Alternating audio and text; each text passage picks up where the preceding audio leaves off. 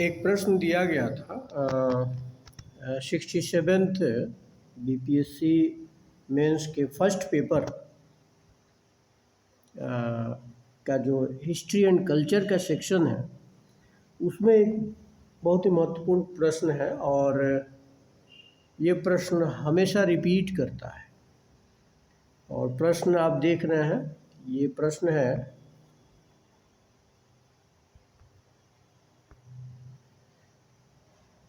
बिहार में 1813 से 1947 तक पाश्चात्य शिक्षा के विकास की विवेचना करें। ये प्रश्न काफ़ी फैक्चुअल प्रश्न है और इसमें बहुत अच्छे नंबर आते हैं। तो वैसे तो कोई भी टाइम पीरियड हो सकता है, लेकिन ये टाइम पीरियड इम्पोर्टेंट है। 1813, ठीक है, जब चार्टर एक्ट आया था, ठीक है, तो 1813 से लेकर के 1947 तक पाश्चात्य शिक्षा यानी वेस्टर्न एजुकेशन के विकास की विवेचना करें। 38 मार्क्स का क्वेश्चन रहेगा और इजीली इसमें आप काफ़ी अच्छा कर सकते हैं। इसमें आप 25 से ऊपर मार्क्स ला सकते हैं और 25 जो है काफ़ी अच्छा मार्क्स माना जाता है। किसी भी आंसर में देखें 26, 27, 28, 29, 30 तक लाया जा सकता है इसमें। तो इसको जो है ना बहुत ज़्यादा आपको एक समझ तो होगी, हल्की फुल्की समझ होगी आपके पास कि वेस्टर्न एजुकेशन का विकास कैसे हुआ, ठीक है। मैकाले वगैरह को तो आप पढ़े ही होंगे, वुड डिस्पैच वगैरह पढ़ा ही होगा। उसकी सहायता से आप इंट्रो लिखेंगे। लेकिन बिहार में क्या डेवलपमेंट हुआ ये आपको याद करके जाना है, क्योंकि वहाँ ये इसका आंसर आप सोच करके नहीं लिख सकते, कोई भी नहीं लिख सकता, हम भी नहीं लिख सकते।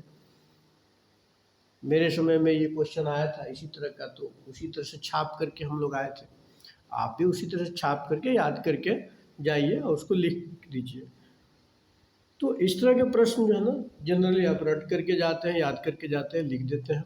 यहाँ पे हम लोग फॉर्मेटिंग समझेंगे कि फॉर्मेटिंग आप कैसे करेंगे, इस तरह के क्वेश्चन के आंसर का फॉर्मेटिंग कैसे करेंगे। तो आइए फॉर्मेटिंग पे बात करते हैं।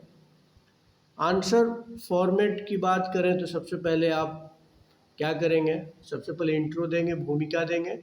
तो भूमिका में कौन कौन सी महत्वपूर्ण बातें होगी जो थोड़ा सा एट्रैक्टिव हो, जो आपके आंसर को एट्रैक्ट करे और एग्जामिनर को पढ़ने के लिए थोड़ा मजबूर कर दे। पाश्चात्य शिक्षा का विकास ब्रिटिश हितों की पूर्ति हेतु, ये पहला ब्रह्मवाक्य है जिसको आप लिखेंगे कि बिहार में पाश्चात्य शिक्षा का विकास ब्रिटिश हितों की पूर्ति के लिए हुई। यानी वो चाहते थे कि काले अंग्रेज बने, उनको अच्छा बाबू मिल जाए और वो क्लर्क का काम करें। तो पाश्चात्य शिक्षा का विकास भारतीय हित में नहीं, भले भारतीयों ने कुछ उसका फ़ायदा उठा लिया अलग बात है। जैसे कहा जाता है ना कि एक कमरे में लाइट हम अपने लिए जला रहे हैं या दीपक अपने लिए जला रहे हैं, तो किसको फ़ायदा होगा, किसी को भी हो सकता है जो बगल में है। लेकिन हमारी मंशा तो नहीं है कि उसको फ़ायदा हो, लेकिन हम अपने लिए कर रहे हैं तो वो भी फ़ायदा उठा लिया। तो इसी तरह से आप पाश्चात्य शिक्षा का विकास भारतीय लोगों के हितों के लिए नहीं बल्कि ब्रिटिश हितों की पूर्ति हेतु किया गया। ये एक लाइन बहुत इम्पोर्टेंट है, इसका जो आप यूज कर सकते हैं, जो आप इंट्रो दीजिएगा और इससे बेहतर आपको लाइन मिल जाए तो बेहतर यूज कर सकते हैं, कोई ये नहीं। प्रारंभ में ईसाई मिशनरियों ने भारत के कुछ क्षेत्रों में पाश्चात्य शिक्षा के प्रसार में भूमिका निभाई, ये भी है। शुरुआत कहाँ से होती है, शुरुआत कहाँ से होती है, तो शुरुआत होती है भारत के कुछ क्षेत्रों में जो ईसाई मिशनरी थे उन लोगों ने पाश्चात्य शिक्षा के प्रसार में भूमिका निभाई। तो यानी मिशनरियों द्वारा, जो ईसाई मिशनरी थे उनके द्वारा वेस्टर्न एजुकेशन दिया जाना शुरू किया गया, ये भी इंट्रो में आप लिख सकते हैं। अंग्रेजी शिक्षा का नकारात्मक प्रभाव ज़्यादा रहा। हाँ, मैंने जैसा कहा कि कुछ लोग फ़ायदा उठा लिए, लेकिन एक मानसिकता, अंग्रेजी मानसिकता हो गई, गुलाम की मानसिकता हो गई, और फिर उससे ज़्यादा कुछ नहीं लोग सोच पाए, और जो अंग्रेजी पढ़े लिखे लोग थे वो फिर अंग्रेज़ों के एक भक्त टाइप हो गए। तो अंग्रेजी शिक्षा का नकारात्मक प्रभाव ज़्यादा रहा। ठीक है, एक प्रमुख उद्देश्य अंग्रेज परस्त कर्मचारी तैयार करना, अभी हम लोगों ने डिस्कस किया कि अंग्रेज़ों के फेवर वाले एक जो है ना कर्मचारी तैयार किया जाना, इसका एक मुख्य उद्देश्य था, जिससे कि अंग्रेज अपना हित साध सके। अब पाश्चात्य शिक्षा के विकास की बात करते हैं। तो पाश्चात्य शिक्षा के विकास को हम 5 काल खंडों में बांट सकते हैं। याद रखना है कि बिहार की बात कर रहे हैं, तो बिहार में पाश्चात्य शिक्षा के विकास को हम 5 काल खंडों में बांट सकते हैं। पहला कालखंड है, आप देख सकते हैं, पहला काल, इसको तो याद कर लेना, रट लेना है। पहला कालखंड है ये 1800 से लेकर के 1860 तक। 1813 से भले दिया है, लेकिन कालखंड जब हम बांटेंगे तो 1800 से बांटेंगे, उसमें 1813 आ जाएगा। या देखिए 1813 तो प्रश्न में दिया गया है, वो हो सकता है कि ऐसे ही पूछते कि औपनिवेशिक काल से लेकर के और ब्रिटिश सत्ता तक बिहार में पाश्चात्य शिक्षा का विकास कैसे हुआ। ठीक है, ये उसके पाश्चात्य शिक्षा के विकास की विवेचना करें, वर्णन करें, आलोचनात्मक मूल्यांकन करें, यानी ठीक है इवेल्युएट करें, तो वो टर्म थोड़ा लास्ट का देख लेना होगा। तो पहला चरण है 1800 से लेकर 1860, इसको तो वोट करके पी जाना है। दूसरा चरण 1860 से शुरू हुआ 1880, ठीक है। तीसरा चरण है 1880 से 1900 तक, और 1900 से 1920 तक, 1920 से 1947 तक। ये याद करने में कहीं कोई दिक्कत नहीं होगी।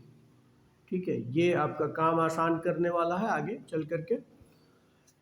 नोट में बिहार का रफ मानचित्र बनाकर अगर आप कुछ शैक्षणिक संस्थाओं को दिखा सकते हैं तो ये बेहतर होगा। ज़रूर बनाएं। मैं तो कहूँगा कि एक रफ मानचित्र बना करके पटना कॉलेज वगैरह टाइप जो है, Patna science college, Darbhanga medical college, जो भी है आपको याद आ रहा है उसको दिखा दें, तो एक लगेगा कि थोड़ा सा नयापन है आपके आंसर में, तो उसको ज़रूर दिखा दें, और उसी साथ में ईयर भी लिख दें ब्रैकेट में। ठीक है, तो आगे हम लोग चलते हैं।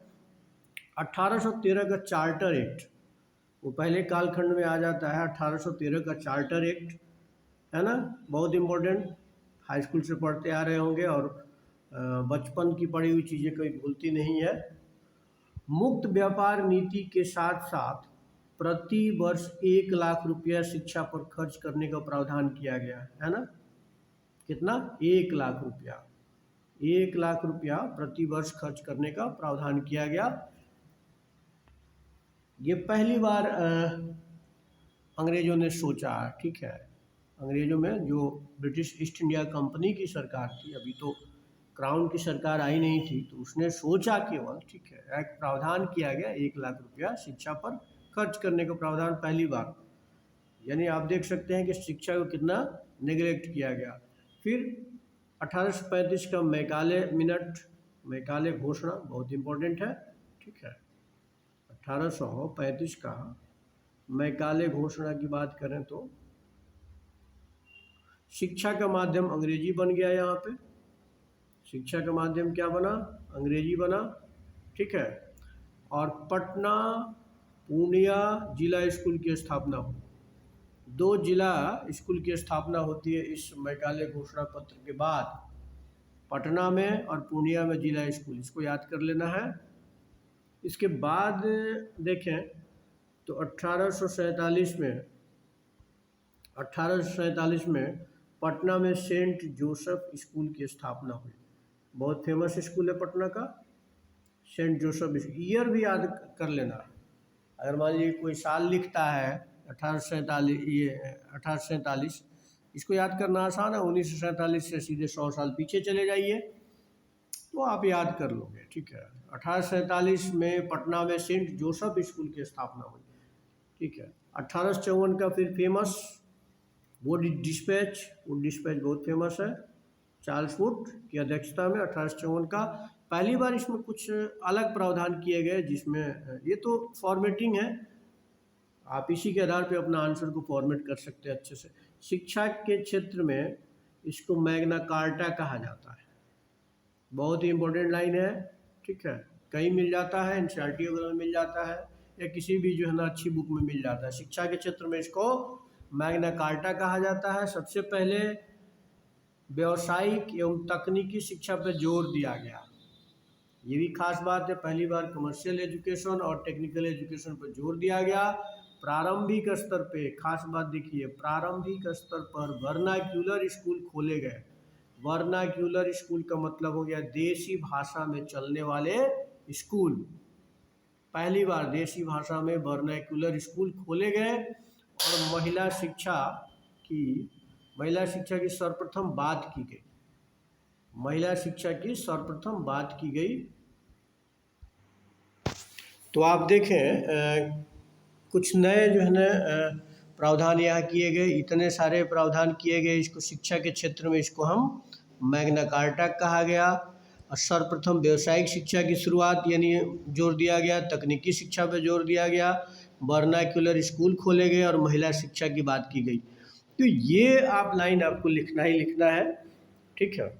उसके बाद जो है ना 1863 में पटना कॉलेज की स्थापना होती है, ये भी एक इम्पोर्टेंट पहल थी, महत्वपूर्ण पहल थी पाश्चात्य शिक्षा के विकास में। 1863 में पटना कॉलेज की स्थापना की गई। 1863 पटना कॉलेज, जब आप जाइएगा तो उस पर ऊपर लिखा भी है।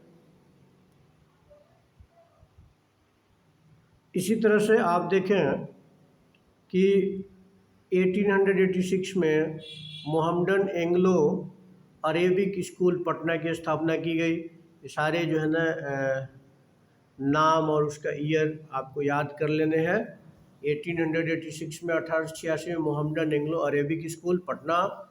1887 से 1897 के बीच भागलपुर, पटना और मुंगेर में क्रमशः टीएनबी कॉलेज, बीएन कॉलेज और डीजे कॉलेज की स्थापना हुई, ठीक है। भागलपुर में टीएनबी कॉलेज है, बीएन कॉलेज पटना में है और मुंगेर में डीजे कॉलेज है, ठीक है। तो ये कॉलेज की स्थापना होती है 1887 से लेकर के 1897 के बीच में। ईयर यहाँ नहीं भी याद रहेगा तो ये कालखंड याद रहेगा, ठीक है।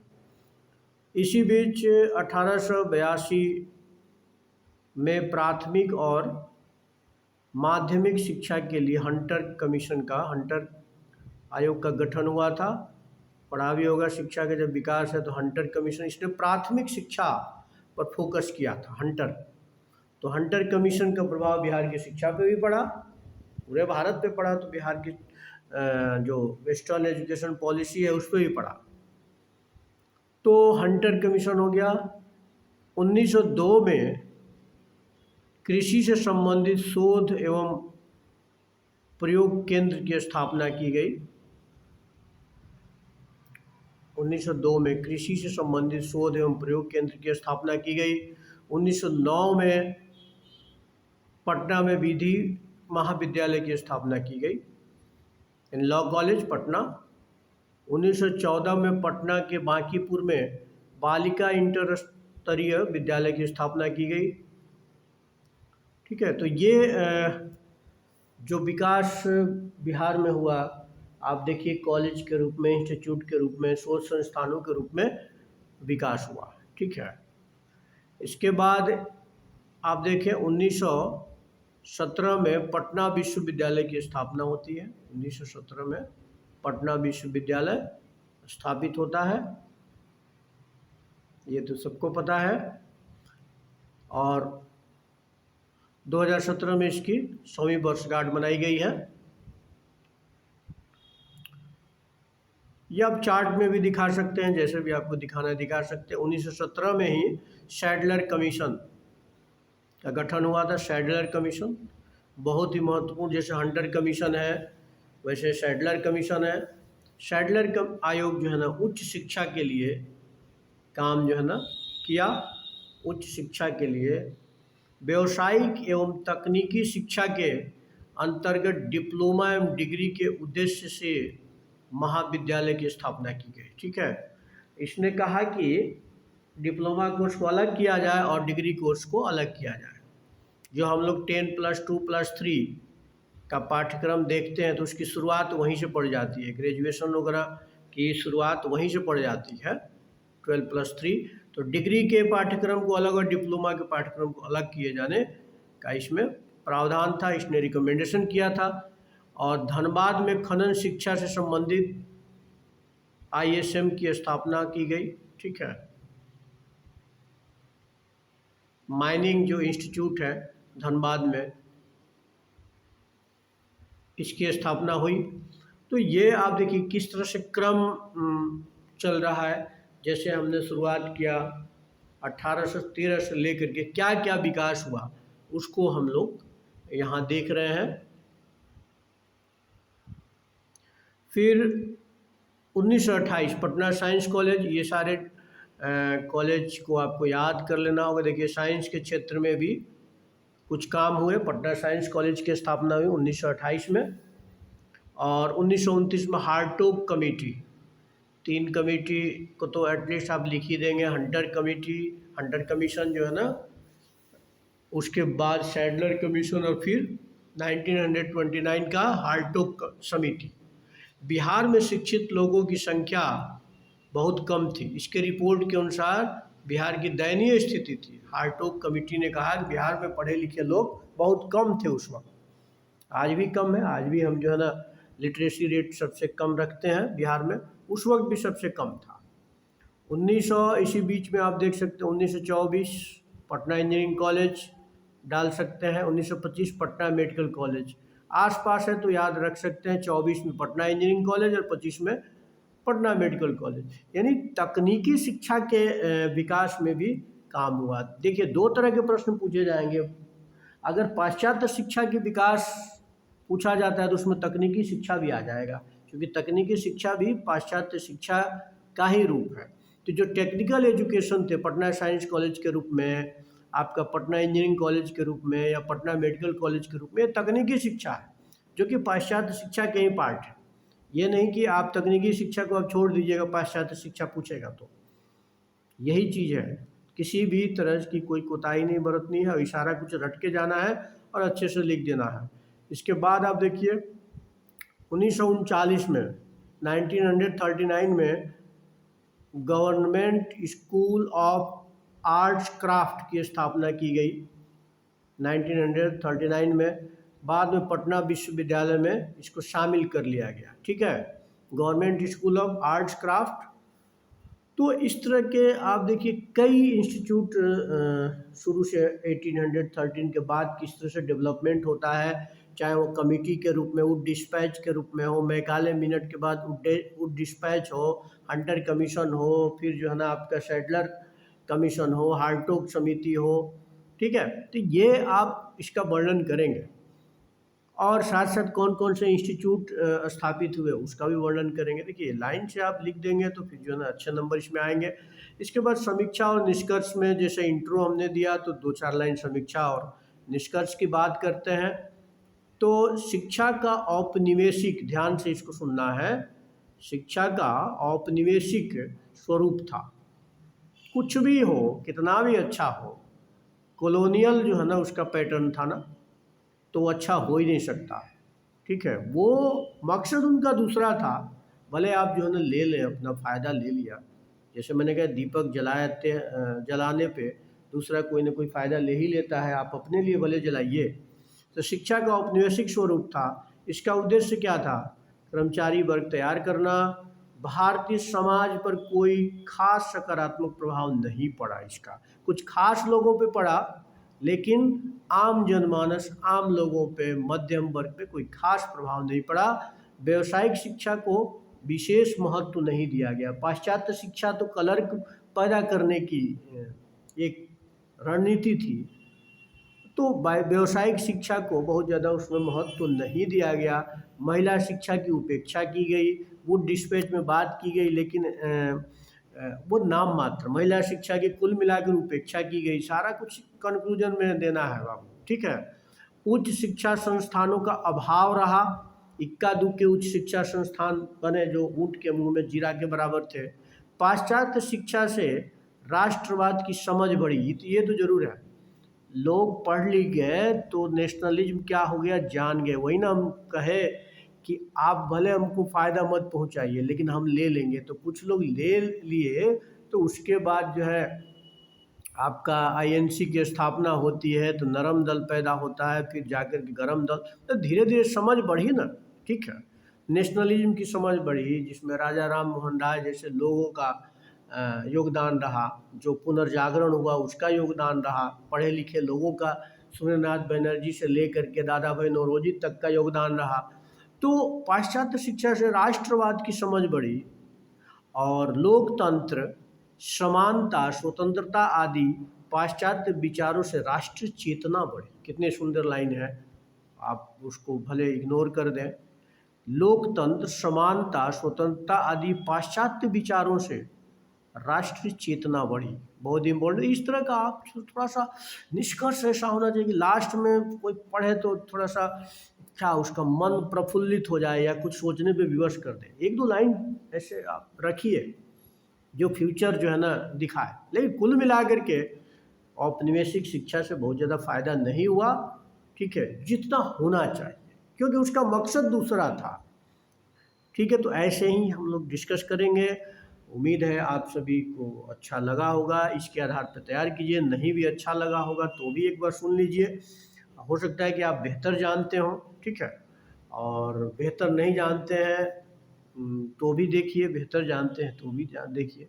तो एक बार सुन लेना चाहिए और इसमें जो जो लाइन आपको पसंद आए उसको नोट कर लीजिए और पढ़ते रहिए, खूब लिखते रहिए। लिखना बहुत ज़रूरी है। मैं डे वन से कह रहा हूँ, लिखने के बिना कुछ उपाय नहीं है। चाहे रो करके लिखिए, गा के लिखिए, हंस के लिखिए, झूझला के लिखिए। झुझलाहट होती है ना, वह क्या ये सब पढ़ते रहते हैं, ठीक है, लेकिन उस तरह से आप लिखिए, मन नहीं लगेगा लेकिन लिखते रहिए। कलम चलती रहनी चाहिए, इसका फ़ायदा आपको मिलेगा एग्जामिनेशन हॉल में। वहाँ कलम रुकेगी नहीं, वहाँ कलम रुक गई 2-3 मिनट भी तो फिर या सोचने लगे तो फिर आप जो है ना फिर पिछड़ जाएंगे। तो फिर मेहनत किया जाए और आगे भी क्वेश्चन देंगे। तो इसको शेयर कीजिए कि आपके जो मित्र हैं, जो लोग देने वाले हैं, मैं कहूँगा शेयर कीजिएगा तो उनको भी कुछ फ़ायदा हो जाएगा, ठीक है। चलिए, बहुत बहुत धन्यवाद। सभी लोग पढ़ते रहें।